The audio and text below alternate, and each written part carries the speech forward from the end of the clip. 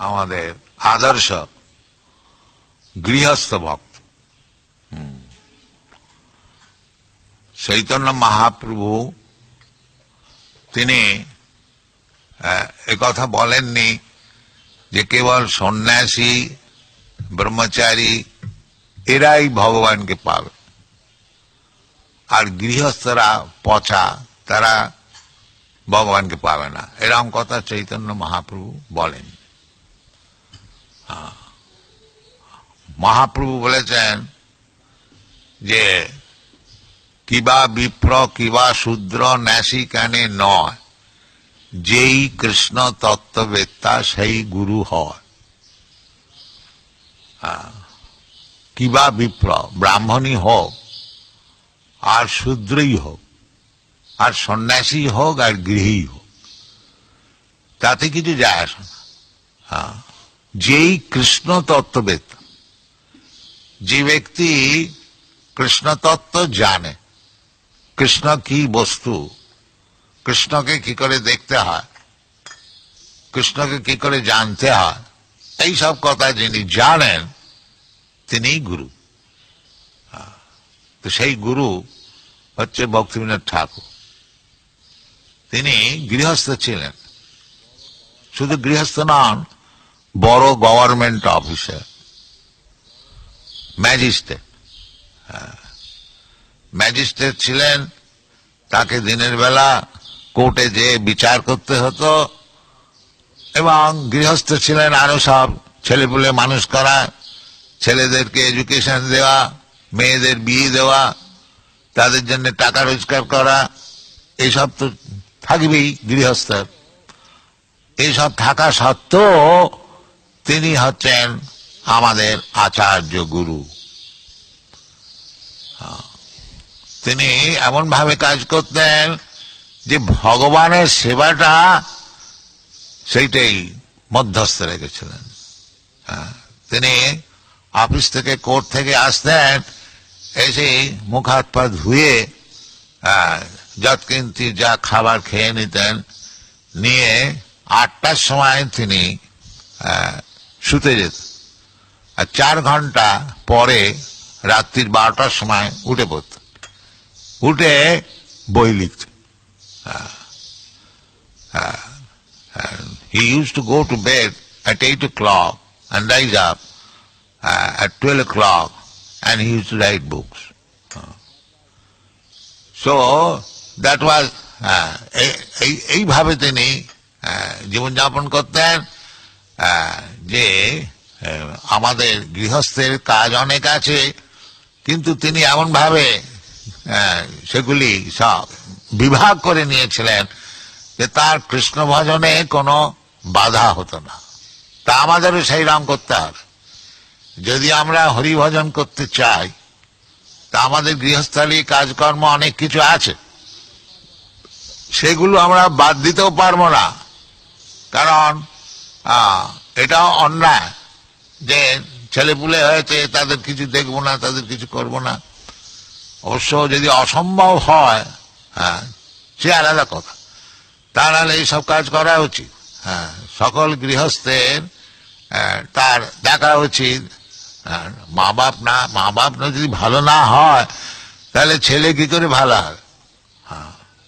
যে ভক্তিবিনোদ ঠাকুর এইরকম গৃহস্থ ছিলেন বলে তিনি এই ভক্তি সিদ্ধান্ত সরস্বতীর মতন ছেলেকে জন্ম দিয়েছেন। এই যে ভক্তি সিদ্ধান্ত সরস্বতী গোস্বামী আমাদের গুরুদেব, তিনি হচ্ছেন ভক্তি বিনোদ ঠাকুরের পুত্র। তা তিনি এই আপনারা এখানে যারা থাকেন, এই মায়াপুরের প্রতিষ্ঠাতা হচ্ছেন ভক্তি বিনোদ ঠাকুর। আমাদের নবদ্বীপেতে সকলেই ভুলে গেছিল যে মহাপ্রভু জন্মস্থানটা কোথায়। নবদ্বীপ বলতে গেলে অনেক বড় জায়গা, পূর্বেতে আরো বড় জায়গা ছিল, 9টা দ্বীপ নিয়ে নবদ্বীপ। এখানে লক্ষ লক্ষ কোটি কোটি লোক সব ব্রাহ্মণ পণ্ডিত বাস করত। 500 বছর পূর্বেতে এটা হচ্ছে লেখাপড়া শেখবার একটা বড় জায়গা নবদ্বীপ। এখনো নবদ্বীপে বড় বড় পণ্ডিত আছে। হ্যাঁ, বাংলাদেশে নবদ্বীপ, উত্তরপ্রদেশে বারাণসী, এইরকম দ্বারভাঙ্গা, এরকম সব জায়গা সব ছিল যেখানে, যেমন এখন সব ক্যালকাটা ইউনিভার্সিটি, অমুক ইউনিভার্সিটি সব হয়েছে, পূর্বকালেতে এই সব কতগুলি জায়গা লেখাপড়া শেখবার ছিল। তো এখানে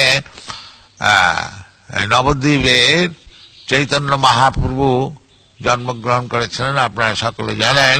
তার পিতা সিলেট থেকে এসেছিলেন, গঙ্গার ধারেতে বাস করতেন, নীলাম্বর চক্রবর্তী ঠাকুর, তার কন্যা শচী দেবী, তার সঙ্গে বিবাহ হয়েছিল, এই সমস্ত আছে। তো ভক্তিবিনোদ ঠাকুর তিনি খুব ব্যস্ত যে বাস্তবিক মহাপ্রভুর জন্মস্থানটা কোথায়। লোকে প্রবাদ যে মহাপ্রভুর জন্মস্থান লোপ হয়ে গেছে, কিন্তু তিনি মনে করতেন যে লোপ কি করে হবে, নিশ্চয়। এই জগন্নাথ দাস বাবাজি তিনি এই মায়াপুরে যেখানে যোগপীঠ আছে, এখানে তুলসী বন ছিল, তিনি ওখানেতে ভজন করতেন।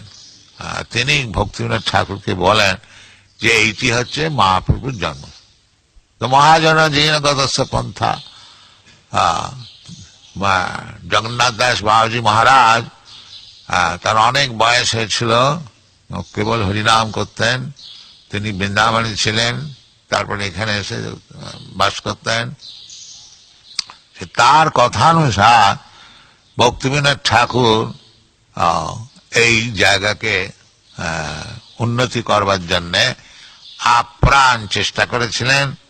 তিনি যতটা সম্ভব তার অর্থবৃত্তির দ্বারাতে এখানে জায়গা সংগ্রহ করেছিলেন। তারপরেতে একটা ধাম প্রচারিণী সভা তৈরি করেছিলেন, যে সকলে এ বিষয়েতে একটুখানি ইন্টারেস্ট নেন, নিয়ে ভালো করে হয়। আর তিনি এটাও আশা করেছিলেন যে এইখানেতে মহাপ্রভুর কথাটা কোনো তো দোলো কথা না, যে এক একটা লোকের যেমন দল আছে, আজকাল অনেক সব দল হয়েছে, অমুকের দল, অমুকের দল, অমুকের দল, আর সেই সবগুলো ধোঁকাবাজিগুলো ধর্ম নামে চলছে। সেই জন্য ভাগবত বলেছেন, এবং তার ভাষান্তর করে আমাদের বৃন্দাবন দাস ঠাকুর বলেছেন যে পৃথিবীতে যাহা কিছু ধর্ম নামে চলে, ভাগবত কহে তাহা পরিপূর্ণ ছলে। এই পৃথিবীতে যে ধর্ম নামে যেসব দেশ চলছে, যে আমাদের এই ধর্ম, আমাদের এই ধর্ম, এগুলি সব বঞ্চনা। ধর্ম কখনো আলাদা হতে পারে।